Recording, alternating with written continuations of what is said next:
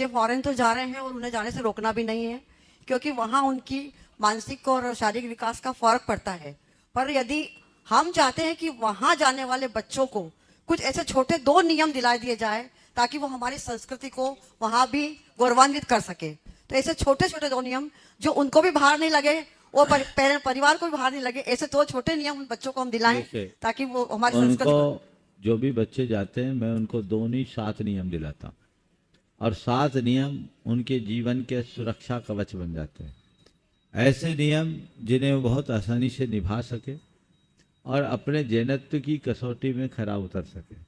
वो नियम मैं सबको दिलाता हूँ कि मद जीवन पर्यंत किसी प्रकार का नशा नहीं करना, कभी किसी प्रकार से नॉनवेज नहीं खाना, विवाह से पूर्व ब्रह्मचर्य रखना, विवाह माँ बाप की सहमति से सजाती बंधुओं में करना, दोस्ती को दोस्ती तक सीमित रखना, गलतियों को माँ बाप से न छिपाना और कभी सुसाइड नहीं करना।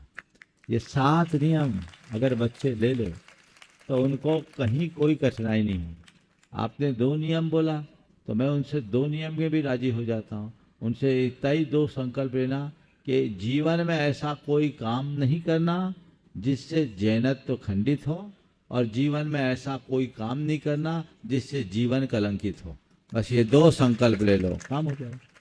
जैनत्व खंडित ना हो और जीवन कलंकित ना हो, ये संकल्प लोगे सुरक्षित रहो। सम्मेलन का मुख्य उद्देश्य है समाज की बेटी समाज में।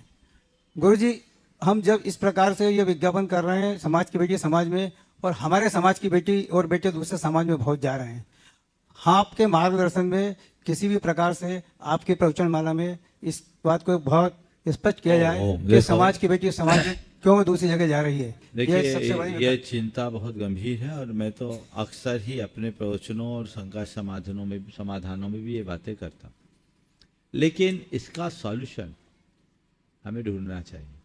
आप लोग परिचय सम्मेलन करा रहे हैं, बहुत अच्छी बात। उसका सीधा लाभ तो ये है कि आज लोगों को संबंध ढूंढने की जो परेशानी है वो कम होती, इसलिए इस तरह के कार्यों को प्रोत्साहित करते रहना चाहिए। पर मेरा मानना है कि परिचय सम्मेलन से समाज की बेटी समाज में रहे ये सुनिश्चित नहीं किया जा सकता। समाज की बेटी समाज में तभी रहेगी जब समाज की हर बेटी के हृदय में सामाजिक संस्कार और सरोकार स्थापित होंगे। हम उसके हृदय में धार्मिक सामाजिक संस्कार उत्पन्न न करें, उसे सामाजिक संस्कारों और सरोकारों से शून्य रखें, तो समाज में रहेगी कहाँ? उसकी प्राथमिकताएं बदल जाएगी, और कदाचित समाज में रह भी रहेगी तो उसके हृदय में सामाजिकता के भाव नहीं होंगे। आज सबसे बड़ी बात ये न केवल बेटी की बात, बेटी हो या बेटा, सबके साथ ये स्थिति है। ये बात हमें उनके अंदर बिठाना चाहिए कि वो बेटा हो या बेटी, समाज का बेटा, समाज की बेटी, समाज के मूल्य को समझे, धार्मिक सामाजिक संस्कारों से ओतप्रोत हो, ताकि उनको आगे बढ़ाया जा सके और वो अपने जीवन को विशुद्धतम बना सके। ये प्रयत्न प्रारंभ से करना चाहिए, और अपने जीवन के प्रारंभिक अवस्था से इसकी शुरुआत करनी चाहिए। ये तय करना चाहिए कि जीवन साथी का चुनाव जीवन का कितना बड़ा निर्णय है, और जीवन साथी के चुनाव के लिए हमें क्या ध्यान रखना चाहिए, ये बातें। और बच्चों की परवरिश कुछ इस तरीके से करनी चाहिए कि बच्चे आपकी बात माने, उन्हें लगे कि मेरे माँ बाप ने मुझे जो परामर्श दिया है इससे अच्छा परामर्श कोई दूसरा नहीं हो सकता। यदि ये बातें बच्चों के दिल दिमाग में बिठाल देंगे तभी इस तरह की समस्या का समाधान होगा। अब यहाँ 2 तरह की समस्याएं सामने आती है। बहुत आए तो बच्चे बच्चियां खुद अपना चुनाव कर लेते हैं, जिनके आगे माँ बाप लाचार हो जाते हैं। और दूसरी तरफ ये भी देखने को मिलने लगा है कि आजकल हमारे समाज के कुछ संभ्रांत परिवारों में एक ट्रेंड चल पड़ा है कि हमारे मैच का हमारी समाज में कोई लड़का ही नहीं मिलता, हमारे लायक कोई संबंध ही नहीं है। मैं उन नालायकों को क्या कहूं, जिनको पूरी समाज नालायक दिख रही, जिनको उनके लायक समाज में कोई नहीं दिख रहा। एक बार एक ने कहा कि हमारे लायक संबंध नहीं है हमारी समाज में। हमने कहा तुम कौन से समाज से आई, ये तो बता। ये क्या ट्रेंड बन पड़ा है, ये सोच बदलनी चाहिए।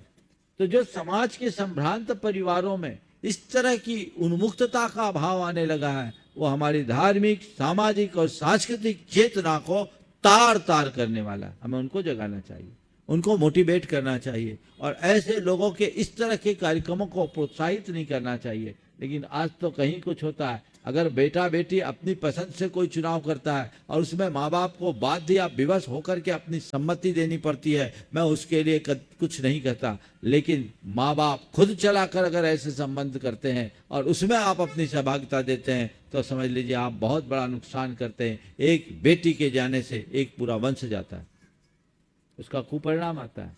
इस पर हमें सोचना चाहिए। हमारी संतति आगे तभी बढ़ेगी जब हम अपनी परंपरा को सुरक्षित रखेंगे, और संतति रहेगी तभी संस्कृति रहेगी। इसलिए इस दिशा में भी हमें एक ऐसा अभियान चलाना चाहिए, लोगों को मोटिवेट करना चाहिए और उनके दिमाग में बिठाना चाहिए कि आज हम 45 लाख हैं, यदि यही स्थिति रही तो हम कहाँ रहेंगे।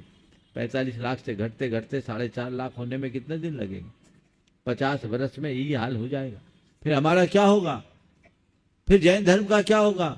जब तक जैन है तभी तक जैन धर्म है, और जैनत्व को हम तभी तक सुरक्षित जैन धर्म को हम तभी तक सुरक्षित रख पाएंगे जब हम में जैनत्व होगा, और जैनत्व तभी होगा जब हम जैन संस्कार और सरोकारों से बंधे रहेंगे। इसलिए हमें इसे एक अभियान के तहत आगे बढ़ाना चाहिए और इस तरह का प्रयास करना चाहिए। आप जो लोग परिचय सम्मेलन आदि कर रहे हैं, आप सब अपना अपने हिसाब से काम करें, एक जागरूकता रखें और समाज में भी एक अच्छा वातावरण बनाएं। हमारा यही आशीर्वाद।